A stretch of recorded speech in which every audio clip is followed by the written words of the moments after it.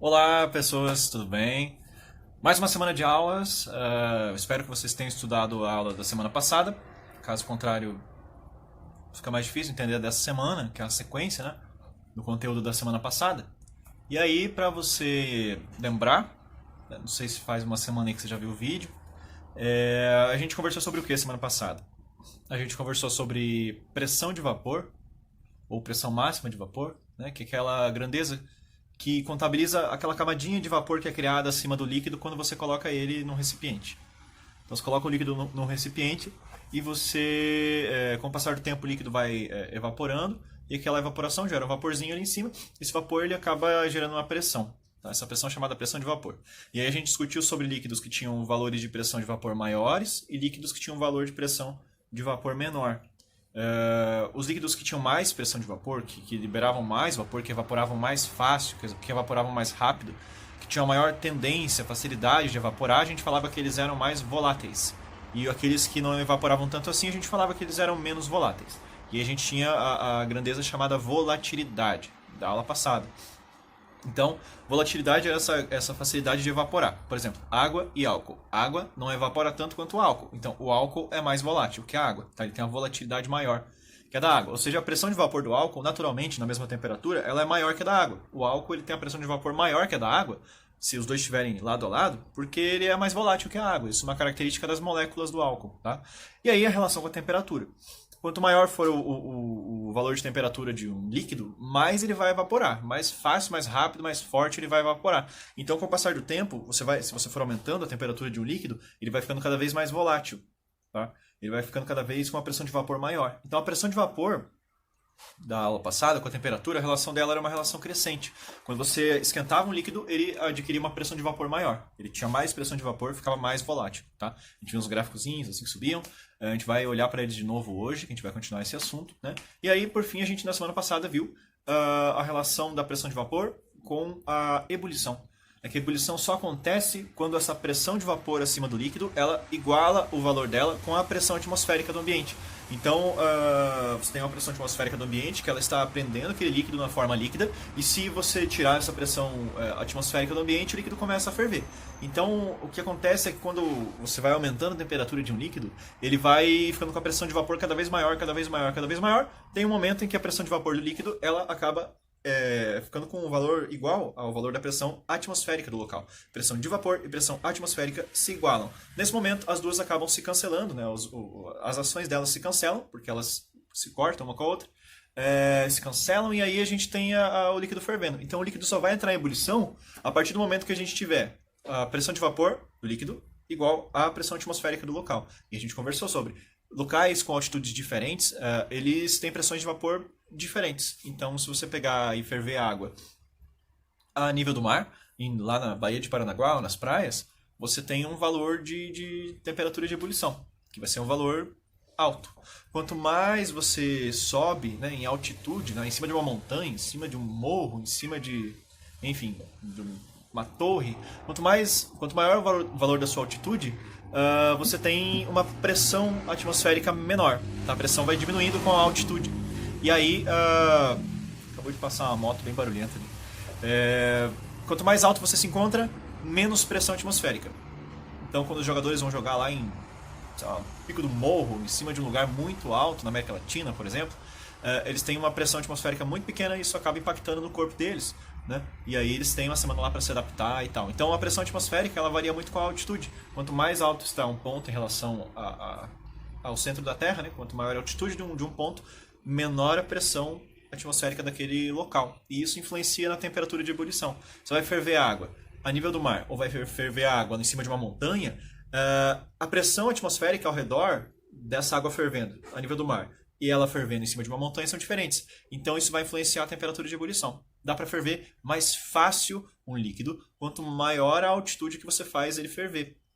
Então se você for fazer um miojo, lá, sei lá, ferver água para fazer um café em cima de um morro, você vai ter essa água fervendo muito mais rápido, muito mais fácil. Se você fizer isso ao nível do mar, não vai ser tão fácil assim. Então quanto maior a altitude, existe essa relação inversa aí de altitude e a temperatura de ebulição. É mais fácil você ferver um líquido quanto mais alto ele se encontra em relação ao centro da Terra. Tá? Então, ferver a água a nível do mar, uns 100 graus Celsius. Ferver a água em Curitiba, que já tem 1 quilômetro acima do nível do mar, ela já vai dar ali um 98 graus Celsius para ferver, é mais fácil. Se for em cima do Monte Everest, vai dar uns 78 graus Celsius para ferver, é bem mais fácil. Então, quanto maior a altitude de um ponto, menor vai ficando a temperatura de ebulição dos líquidos, tá? Isso fica mais fácil de você ferver, por conta da menor pressão atmosférica ao redor do líquido, tá? Bem, o que a gente vai conversar hoje, então? A gente vai conversar sobre como você pode alterar algumas propriedades de um líquido apenas adicionando um pouquinho de soluto nele.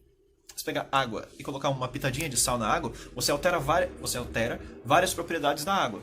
E essa alteração de propriedades, esses efeitos de alteração de propriedades, quando você adiciona um pouco de soluto, ou quando você já tinha um pouco de soluto, você coloca mais soluto ainda, quando você muda a quantidade de soluto presente em um líquido, isso acaba gerando alguns efeitos, e esses efeitos são chamados efeitos coligativos. E essa é a matéria da aula de hoje, que a gente vai continuar vendo semana que vem também.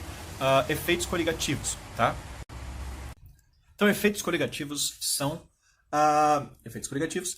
aqueles efeitos que são influenciados pelo número de partículas dissolvidas em um líquido. Então, são propriedades do líquido que serão alteradas pelo número de partículas que você dissolve dentro desse líquido. Por exemplo, sal, açúcar, um ácido, uma base, colocou lá dentro da água, você alterou algumas propriedades.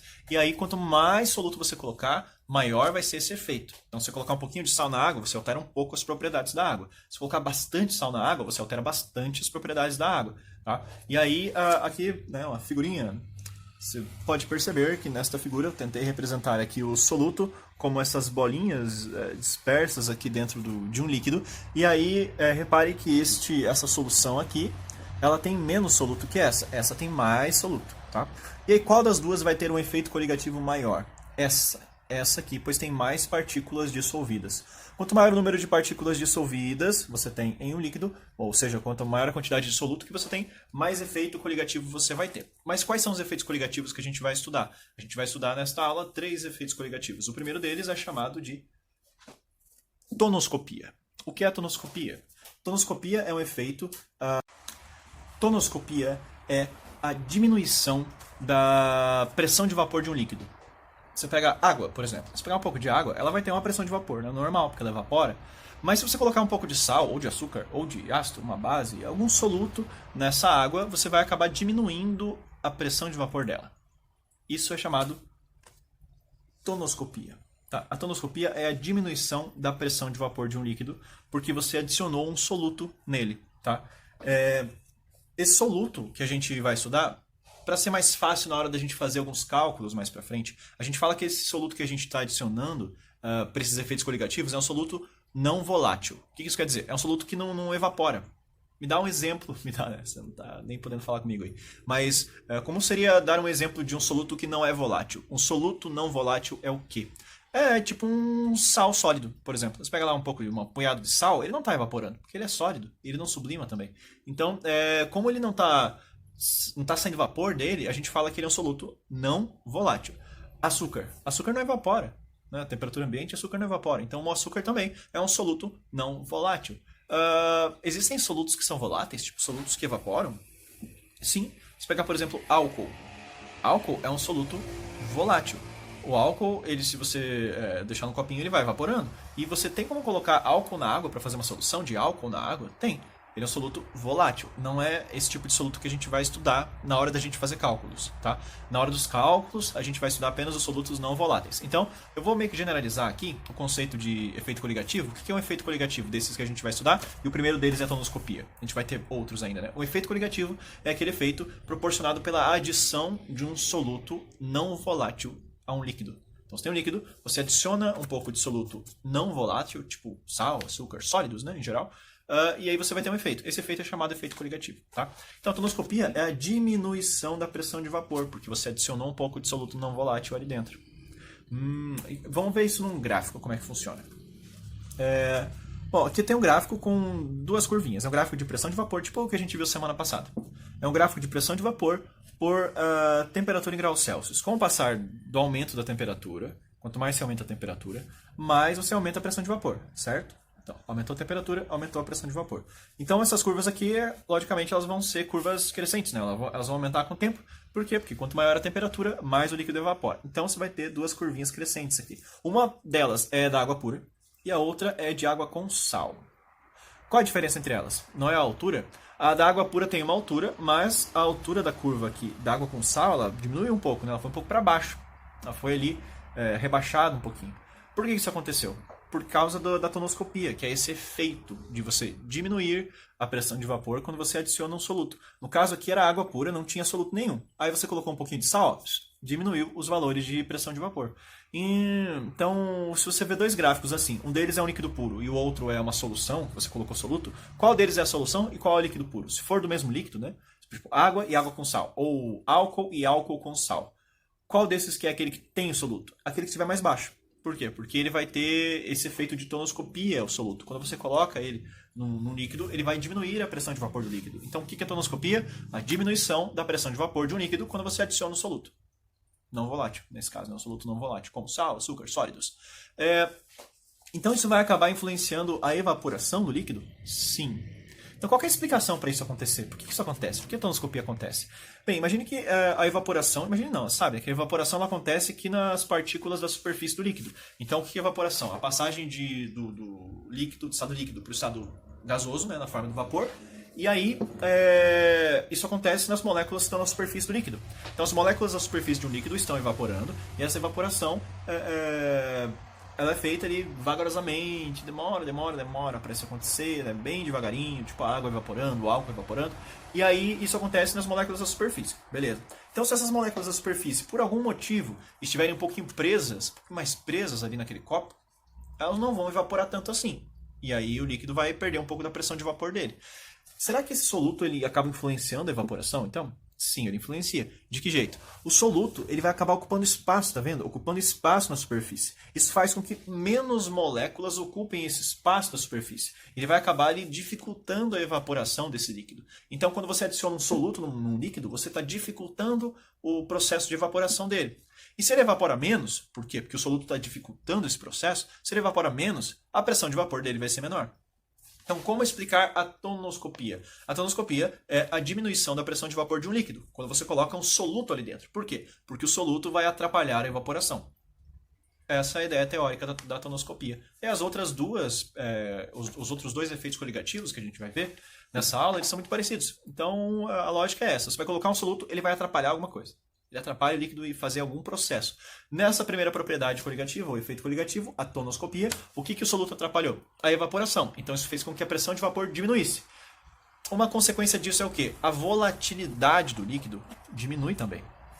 Porque lembra que a volatilidade é essa facilidade, tendência de evaporar? Então, se você tem, por exemplo, um pouco de soluto aqui dentro, ele vai dificultar a evaporação, fazendo com que o líquido seja cada vez menos volátil, que ele perca a volatilidade, que ele fique menos volátil. Tá? Então, a tonoscopia é esse efeito de diminuição da pressão de vapor quando você adiciona um soluto não volátil a um líquido. E isso vai acabar influenciando também a volatilidade, fazendo com que ela fique menor. Ok? Agora conversaremos sobre o segundo efeito coligativo, que na verdade é apenas uma consequência desse primeiro. Chama ebulioscopia. O que é ebulioscopia? A ebulioscopia ela vai ser o efeito do aumento da temperatura de ebulição de um líquido, quando você adiciona um soluto não volátil lá dentro. Então imagine que você tem ali duas situações. Água pura eu digo não é água da torneira, é água H2O mesmo, sem nada dentro, tá? Água destilada. E aqui um pouco de água do mar. Se você for analisar as temperaturas em que esses dois líquidos entram em ebulição, que eles fervem, a água pura, se você tiver a nível do mar, ela vai acabar evaporando. Evaporando não, ela vai acabar entrando em ebulição, fervendo a 100 graus Celsius. E se for água do mar, a 101 graus Celsius. É um pouquinho maior essa temperatura de ebulição. Por que isso aconteceu? Porque a água do mar tem soluto dentro, tem um monte de sal aqui dentro. E esse sal fez o quê? Aumentou a temperatura de ebulição do líquido. Então o líquido puro, ele tem uma temperatura de ebulição. Se você adicionar um soluto lá dentro, ele aumenta essa temperatura de ebulição. E esse processo tem um nome? Tem, chama ebulioscopia. Ebulioscopia é esse processo em que você coloca um pouco de soluto num líquido e ele vai aumentar a temperatura de ebulição desse líquido. Não ferve mais a 100 a água, ferve a 101, 100,35, 102,4, 103,1. Ela vai aumentar esse valor de temperatura de ebulição. E aí, quanto mais soluto você coloca, mais aumenta. Então, você colocar uma pitadinha de sal na água, de 100 graus Celsius, vai aumentar para 100, alguma coisinha. Se colocar 10 colheres de sal na água e mexer, ficar a água bem salgada, a temperatura de ebulição dessa água vai para 103, 104. Então, você consegue aumentar a temperatura de ebulição de um líquido apenas adicionando um soluto não volátil a esse líquido. E a esse processo chamamos ebulioscopia. Ebulioscopia. Qual é a explicação para ebulioscopia? Ebulioscopia é isso, na verdade, né? Esse aumento de temperatura de ebulição quando você adiciona um soluto não volátil. Mas qual é a explicação para isso? Por trás, a explicação física para isso? Lembra que você colocou soluto aqui dentro. Isso a gente já viu na propriedade passada, né, que a gente acabou de ver de tonoscopia, que o líquido fica menos volátil. Certo? Então, líquidos que tenham soluto dentro, ou seja, soluções, elas são menos voláteis, naturalmente. Por quê? Porque a evaporação fica difícil. Lembra da aula passada, quando a gente viu a ebulição? Que a ebulição precisa que a pressão de vapor do líquido se iguale à pressão atmosférica? Se você colocou um pouquinho de sal, um açúcar, um ácido, um soluto ali dentro, você não está diminuindo essa pressão de vapor, deixando ela um pouco menor? Isso vai fazer com que, na hora dela entrar em ebulição, aquela pressão de vapor que ela tinha precisa ser aumentada tanto para igualar aquela pressão atmosférica, que você não vai conseguir fazer o líquido entrar em ebulição a 100 graus Celsius no caso da água, como era antes. Por quê? Porque a água tem uma volatilidade, ela tem uma pressão de vapor. Quando você coloca sal dentro, essa pressão de vapor diminui. Então você vai ter mais trabalho para aumentar ela de novo e igualar ela à pressão atmosférica. Então por isso que a temperatura de 100 para água pura dá boa, mas para água com sal já não dá mais. Por quê? Porque o sal na água diminui a pressão de vapor. Dificulta então ela igualar a pressão atmosférica. Ela ficou menor, né? Ficou menos volátil. Então, para o líquido ferver, isso vai ser pior.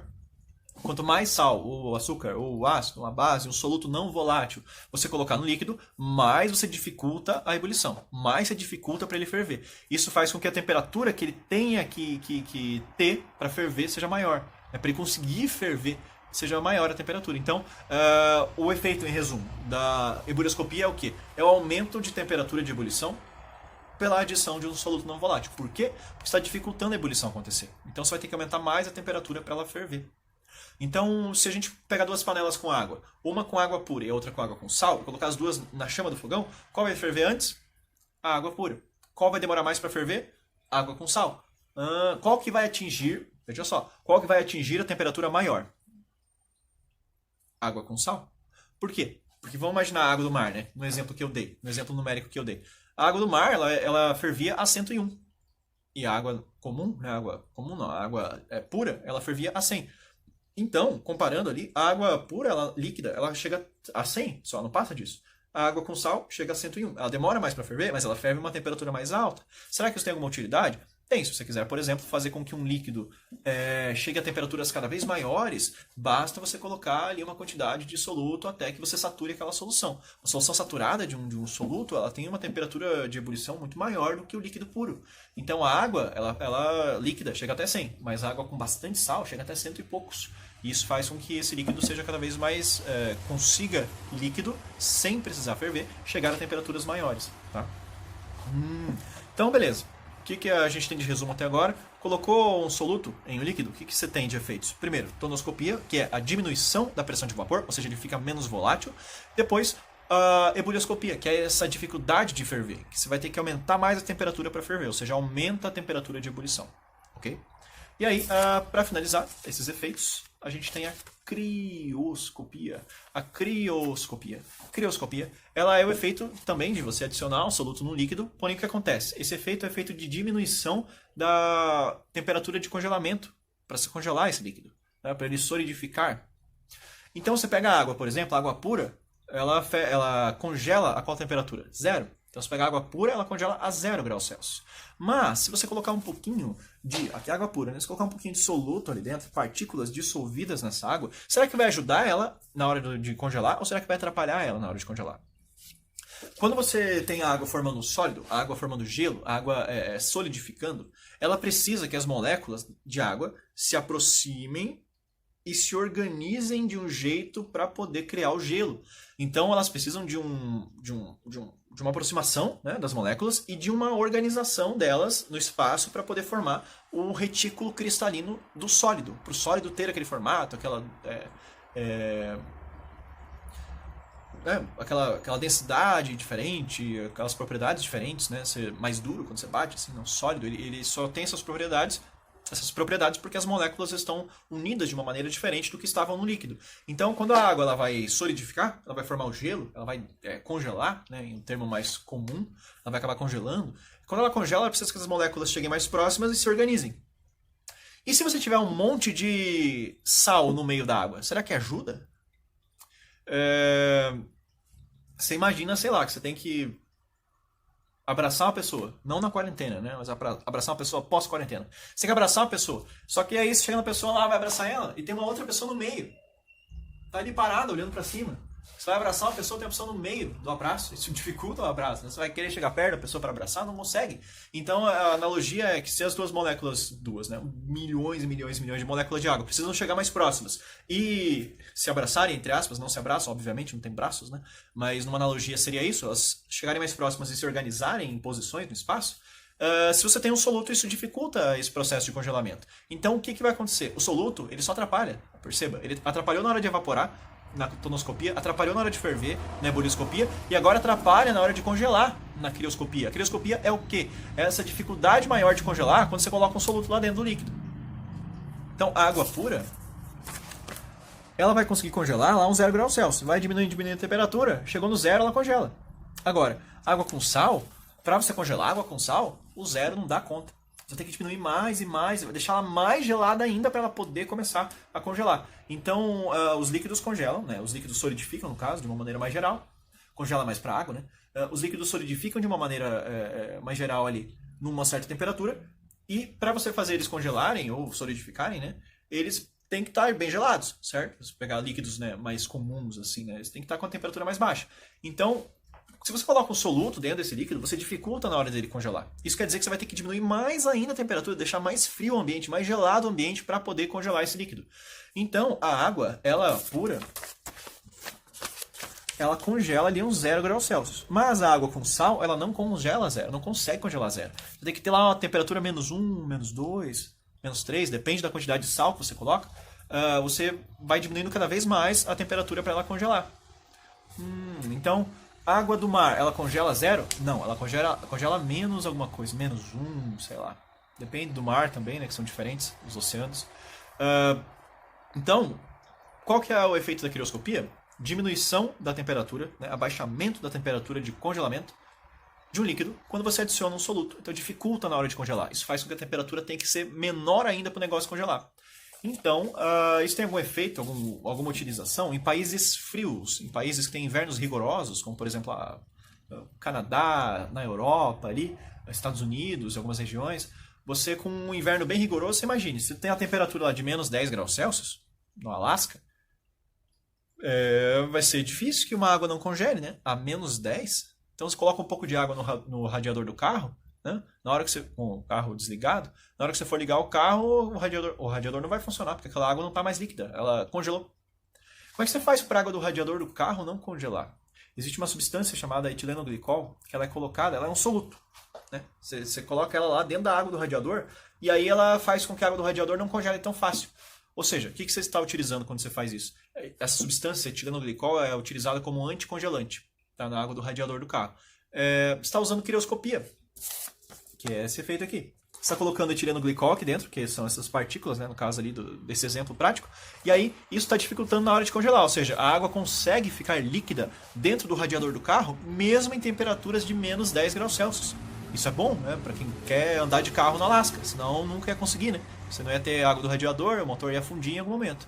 Então, uma outra situação, em países frios também, né, que você não quer que o gelo seja formado tão fácil, você tem algumas rodovias com curvas perigosas. Seria bem mais perigoso se a rodovia tivesse com a camada fina de gelo em cima da pista, né? Isso ia fazer com que os carros batessem mais fácil, né? Iam acabar sendo jogados ali na hora de fazer a curva, eles não iam conseguir, né? Eles iam dar uma derrapada estranha, bater um no outro, isso é terrível. Então, em alguns países frios, é colocado sal na pista, em curvas perigosas, em locais que você não quer que a pista congele, é colocado sal. Por quê? Porque o sal dificulta o congelamento da água e isso faz com que a água permaneça líquida.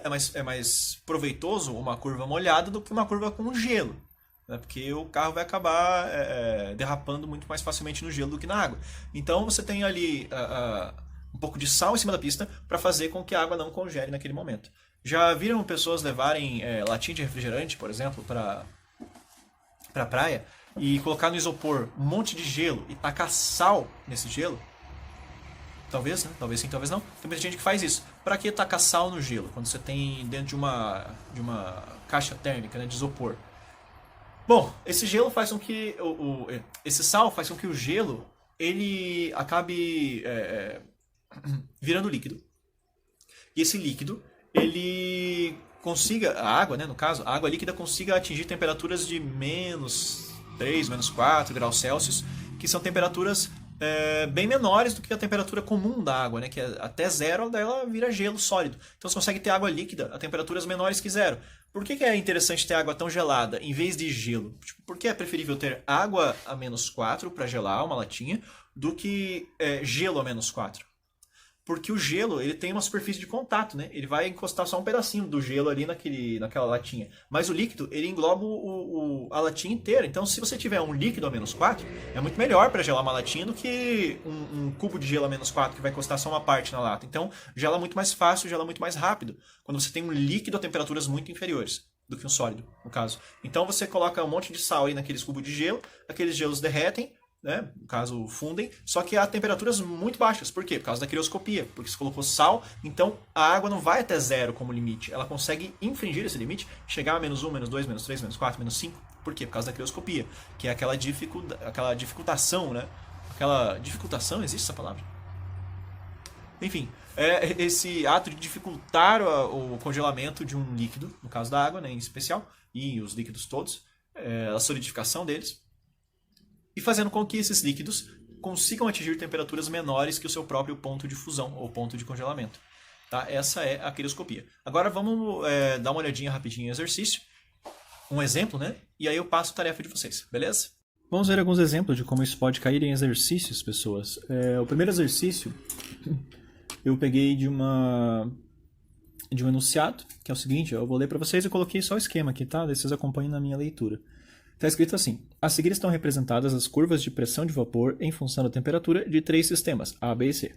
Um é de água pura, os outros 2 são soluções aquosas de sacarose, né? E aí não necessariamente nessa ordem. A gente não sabe, é açúcar, né, no caso, a gente não sabe qual dessas curvas é a água pura, qual dessas curvas é uma solução diluída de açúcar em água e qual dessas é uma solução com bastante açúcar. Isso aqui é um gráfico de pressão de vapor, né? A gente tem... Meu gato acabou de derrubar um negócio aqui. A gente tem 3 soluções, a gente tem que saber qual é qual, né? A, B e C. Completar aqui ABC, BCA, CBA, enfim. Vamos ver qual que é a ordem dessas soluções e por quê. Lembra que eu comentei com vocês que na tonoscopia é uma diminuição da pressão de vapor? Então, quanto mais soluto você coloca, mais vai diminuindo a pressão de vapor? Qual dessas aqui é que tem mais soluto? Essa, solução concentrada. Então, qual desses gráficos é a da concentração maior? Letra C. Então, a C, essa aqui, com bastante açúcar, porque o gráfico está lá embaixo, diminuiu bastante a pressão de vapor. Qual é aquela com menos soluto? É água pura, porque não tem soluto nenhum, né? Então, a água pura deve ser aquele gráfico que diminuiu menos, aquele gráfico que está mais alto. No caso aqui, a letra A é água pura. E a solução diluída de açúcar na água, né, que não é nem a mais concentrada nem a pura, é a letra B que está no meio. E aí ficamos lá com A, B e C nessa ordem aqui. Beleza? Então, A, água pura, e com um pouquinho de açúcar e um pouquinho mais de açúcar diminuiu mais ainda, tá? Ali a concentração. Agora, outros 2 exemplos, e aí eu passo a tarefa de vocês. O segundo exemplo é o seguinte, que eu peguei de um enunciado da Federal do Paraná, tá? Que eu resumi aqui na folhinha, que é o seguinte texto. Em festas e churrascos de família, é costume usar geleiras de isopor para resfriar bebidas enlatadas ou engarrafadas. Para gelar eficientemente, muitas pessoas costumam adicionar sal e ou álcool à mistura de gelo e água. A melhor eficiência mencionada se deve ao fato da presença do sal ou álcool fazer o quê? Quando você coloca sal na água, né, no gelo, você, letra A, está escrito lá, aumenta a taxa de transferência de calor. Letra B, você aumenta baixa a temperatura do gelo. Letra C, você aumenta a temperatura de ebulição. Letra D, você abaixa a temperatura de fusão. Letra E, você abaixa a dissipação de calor para o exterior. O que você faz? Qual que é o efeito que induz as pessoas a usarem sal no gelo com água para gelar a latinha, né, numa caixa de isopor? Não é a diminuição da temperatura de fusão ou a diminuição da temperatura de congelamento, né, em que congela. Lembrando que fusão e solidificação são processos inversos, então quando um diminui, o outro diminui também, né? Então, quer dizer, diminuir a temperatura de congelamento é a mesma coisa que falar diminuir a temperatura de fusão. Então, a gente fica com a resposta letra D. Tá? Por que as pessoas colocam sal na água com gelo? Para gelar mais rápido, mais forte? Porque ela diminui a temperatura de fusão do gelo, né? Fazendo com que você tenha água líquida a temperaturas menores do que zero. Tá? E, por fim, um outro exercício que tem o seguinte texto, que é o exemplo 3. A adição de soluto não volátil à água interfere em suas propriedades, como, por exemplo, densidade, pressão de vapor, ponto de ebulição e congelamento. A imagem ilustra uma experiência a partir da qual podemos observar a interferência da adição de sal na densidade da solução. Aqui a gente tem um copo com água e um ovo no fundo, e aqui a gente tem um copo com água e sal e o ovo boiando. Sobre essas propriedades, é correto afirmar que a água pura em relação à solução de sal, então essa água pura em relação à solução de sal, ela tem o quê? Essa aqui. Ela tem uma densidade maior e uma pressão de vapor maior. Essa daqui tem uma temperatura de ebulição maior e uma densidade menor. Essa daqui, a água pura, ela tem uma densidade menor e uma maior temperatura de congelamento. Essa daqui, ela tem uma menor temperatura de ebulição e menor pressão de vapor. Essa daqui, ela tem a menor temperatura de congelamento e menor pressão de vapor. Eita, agora vamos ter que ver como resolver esse exercício. Primeiro, quando você coloca bastante sal na água, você está aumentando a densidade da água, deixando ela mais densa, tá? Mais pesada. Isso é provado lá no Mar Morto, né? No Mar Morto a galera boia tranquilamente, porque a água é bastante densa, porque ela tem bastante sal. Então, já sabemos que a densidade ela aumenta. Então, onde fala que a densidade diminui, né? Vamos pensar aqui. Isso aqui é da solução, né? Então, a gente está analisando aqui a água pura, quer dizer, ela tem uma densidade menor do que essa. Essa aqui tem densidade maior, certo? Então, a gente quer analisar a água pura. Ela tem uma densidade menor. Então, densidade menor está certo. Densidade maior para água pura está errado. Densidade menor está certo. Tá, agora vamos pensar naqueles três efeitos coligativos, né? Tonoscopia. Tonoscopia não é a diminuição da pressão de vapor quando você adiciona sal? Então, essa aqui tem uma menor pressão de vapor, certo? Essa aqui tem sal. Então, a que a gente está analisando tem uma maior pressão de vapor, certo? Então, vamos ver. Maior pressão de vapor? Certo. Menor pressão de vapor para água pura? Não. Maior pressão de vapor para água pura? Certo. Beleza, próximo. Temperatura de ebulição. Ebulioscopia, lembra? A ebulioscopia é aquela ideia de você colocar lá sal num líquido e você aumentar a sua temperatura de ebulição. Quando você colocou sal. Então, a água pura ela não tem uma menor temperatura de ebulição que água com sal. A gente está analisando essa, né? A gente vai procurar as alternativas com menor temperatura de ebulição para água pura. Então, maior temperatura de ebulição para água pura? Não. Menor temperatura de ebulição para água pura? Certo. Essa aqui. Então, essas duas já não pode ser, né? Não pode ser essa aqui também. Ficamos entre letra C e letra E. E aí, vamos ver qual que está certo. Com a crioscopia, lembre-se que a crioscopia é diminuição da temperatura para congelar um líquido. Né? Diminuição da temperatura para congelar um líquido. Então, essa tem a menor temperatura para congelar um líquido. Essa aqui, certo? Que tem sal. Já aquela que é pura, então, ela tem uma maior temperatura de congelamento. Maior temperatura de congelamento a gente encontra aqui não, né? Aqui, letra C. Então, a alternativa que a gente marca não é nem A, nem B, nem D, nem E. É a C. Então fica lá menor densidade, a da água pura, e maior temperatura de congelamento para água pura, certo? Isso aí, galera. Bons exercícios de tarefa agora.